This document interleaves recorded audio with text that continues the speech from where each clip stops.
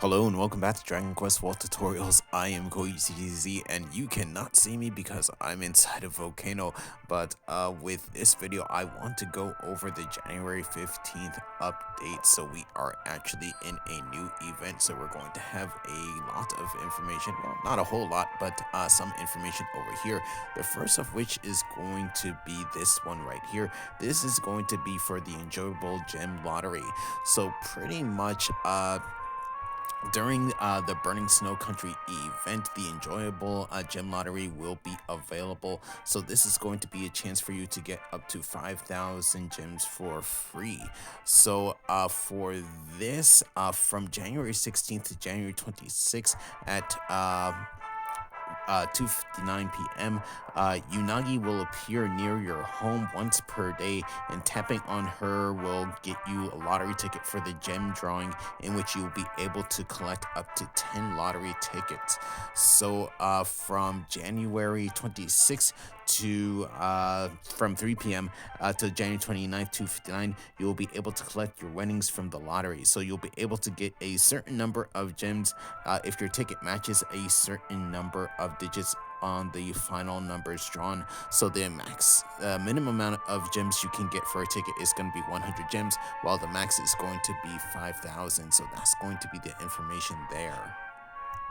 Then over here we're going to have information about the new event, which is going to be the Burning Snow Country event. So the event schedule from January 15th, we're going to have event quest 1. We're going to have the Scorching Herd content, so I'll go over that there in a bit. Then also we're going to actually have an ice sculpture content as well. I'll go over that a little bit later. We're also going to have 3 returning mega monsters, which are going to be the Alien Predator, Duran, and Shadow Satan. Then we're also going to have the first half of the event login bonus. So that's going to be for gems. And then, like I mentioned before, on January 16th, we're going to have the start of the Enjoyable Gem Lottery. On January 18th, we're going to have the new alchemy journey, which is going to be for elementals. Then after that, on January 22nd, we're going to have event quest 2. We're going to have the continuation of the Scorching Herd content, which is going to be lowering the temperature of the snow country. So that's going to have a cap increase for that particular content, as well as the ice sculpture content as well. There will be a cap increase there. And then we're also going to have a new elite enemy. So pretty much for event quests, you want to clear the event quests, and clearing event quest 1 chapter 1 will unlock the Scorching Herd content. So this is going to be available from January 15th to February 12th. So in regards to the Scorching herds, you want to actually, the whole ideal is to lower the temperature of the country because it is astronomically hot, about 80 degrees centigrade. So that's actually going to be quite a bit. So on the field, Scorching Herds have now appeared, and defeating the enemies that appear will allow you to lower the temperature. So the enemies that will appear in the Scorching Herds are going to be the lava torches. So defeating an individual group of lava torches will lower the temperature, but defeating all 3 groups in a Scorching Herd will greatly lower the temperature. In doing so, you'll be able to get rewards, so such as gems and banner tickets for the legendary blacksmith banner, which I will go over in this video. So this content is going to be available from January 15th to February 12th. So with that, also we're going to have this here, which is going to be Let's Build a Snow Sculpture. So for this content, you will need to collect snow pellets by defeating event enemies, regular field enemies, Hokuto rulers, and by touching recovery spots. So you will need a certain number of snow pellets in order to level up your sculpture, and you will receive a reward for each level that you go up. So also, for this, as you lower the temperature by defeating Scorching Hurt, you will eventually get a perk that allows you to collect an increased number of snow pellets from enemies and recovery spots. So the rewards for going up the levels include cosmetic gear and then also house decorations. So that's going to be that content there.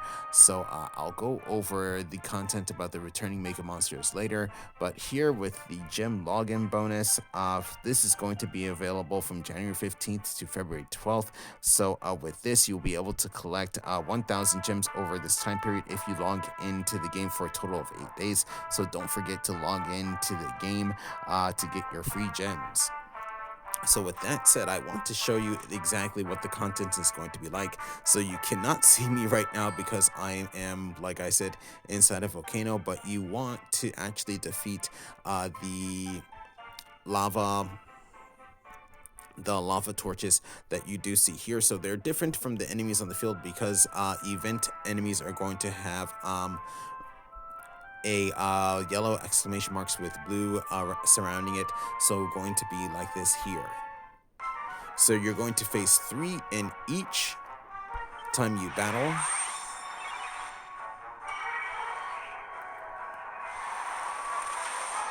So there it got blown away. So these enemies are not that hard, so they're pretty much scaled to the levels of your characters. So if you're lower level, they're going to be scaled down a bit. So for these enemies, at least for my level, they're going to be worth 16,005 XP. And there I got 36 snow pellets, which you cannot see the actual number right there. But here I don't actually see any, so if I actually go ahead and I draw them out,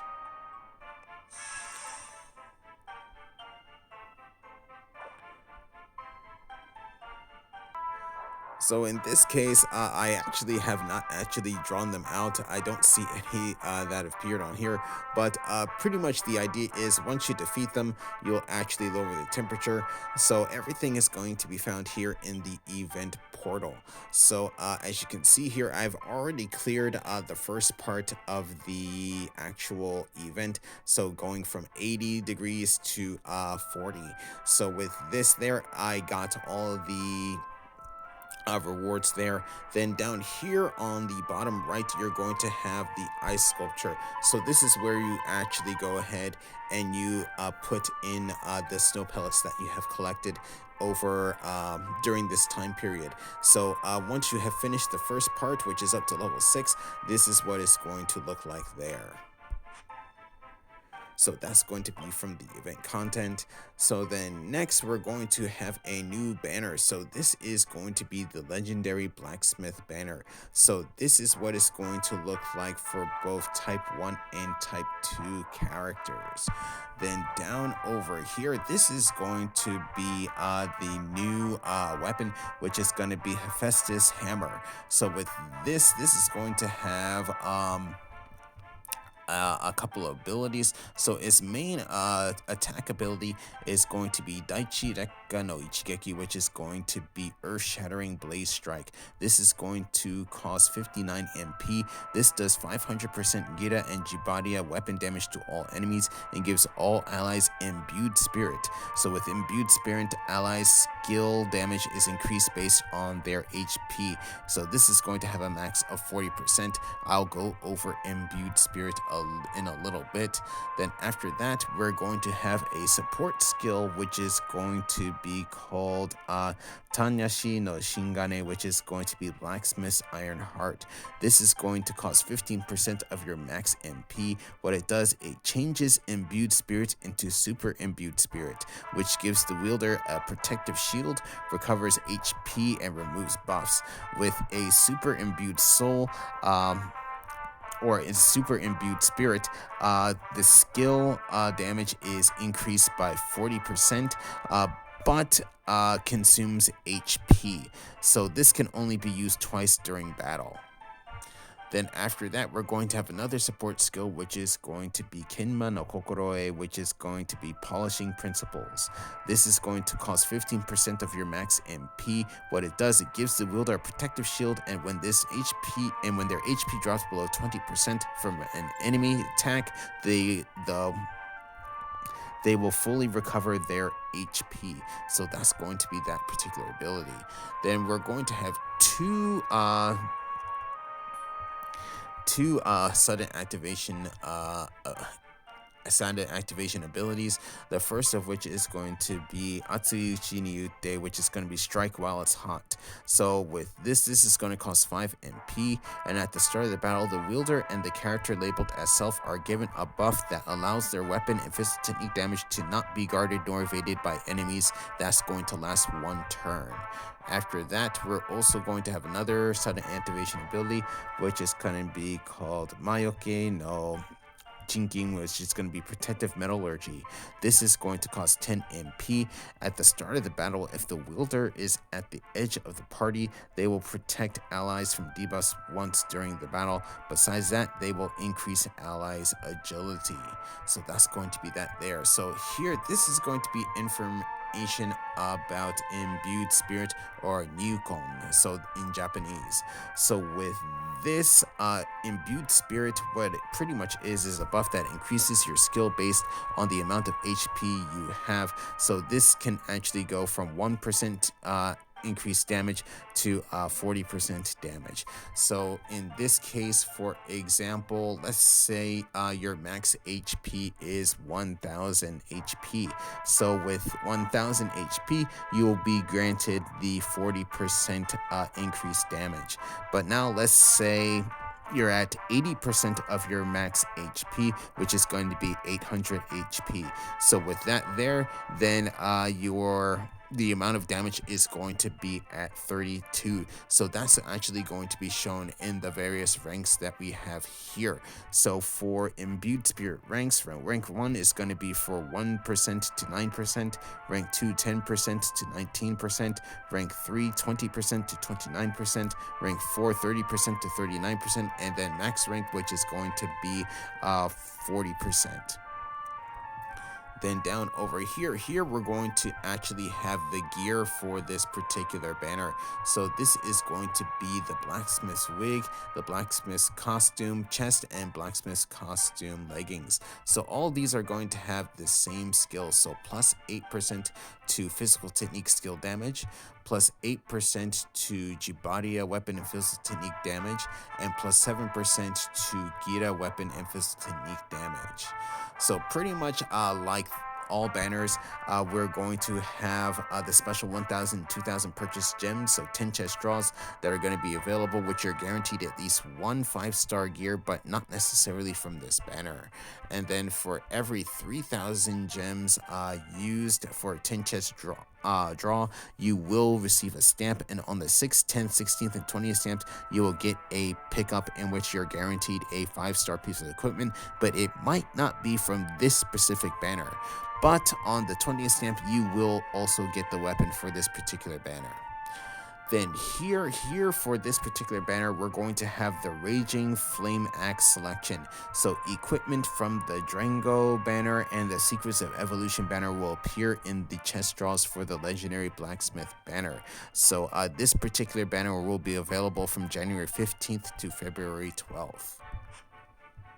Then down over here we're going to have the returning Mega Monsters. So here, the Alien Predator, Duran, and Shadow Satan are going to be returning Mega Monsters on the field from January 15th to February 12th. So of these Mega Monsters, the Alien Predator will have a domain skill. So if you remember, I went over this domain skill in the past. So this is actually going to be called Demon Prison. So when active, a limit is placed on the amount of HP allies are able to recover. So for example, when this is active, if a character with an HP of 200 is healed, they will only be able to recover a max of 200 HP. HP. So as the battle proceeds and the characters are healed, this will change the amount of HP that they can be healed for. The effects of this domain skill are not affected by when a character is resurrected, nor effects of abilities that heal a character at the start or end of a turn. So I'll also remember again, you will get a special once per day perk that lessens the amount of damage done to your characters as long as the first mega monster you fight during the day and its recommended level it's at least level 60 for advanced classes. Then besides that, that's pretty much almost everything that I wanted to go over. One more thing that I wanted to actually do is actually show you the S grade soul for the lava torch. It's going to be right over here. So for the lava torch, it's going to be a blue soul. So with blue souls, usually your max HP, your strength, and your agility dexterity are going to be your best stats. Here we're going to get 168 for your max HP. That's actually pretty high. 101 for your max MP. That's actually pretty high. Strength is only 64, so that's pretty low. Your durability is actually kind of high, which is 94. So for your agility and dexterity, both going to be 83 for blue soul. That's actually not going to be that high, but it's still not bad either. In terms of the abilities that you'll have for this, you'll get plus 7% to physical technique skill damage, plus 7% to Gira weapon and physical technique damage, plus 7% Jibadia weapon and physical technique damage, plus 3% mirror resistance, and plus 3% Gira resistance. So that's going to be this particular soul. So with that said, I'm going to go ahead and end this particular video here. So like I mentioned before, I do want to go over the super high difficulty quest for the Dragon Quest 1 and 2 rewalk. So please stay tuned for that. But with that said, I'm going to go ahead and end this video here. So thank you for watching. If you enjoyed the video, please leave a like. If you'd like to see more, please subscribe. And hopefully I get out of this volcano, but I'll see you in the next video.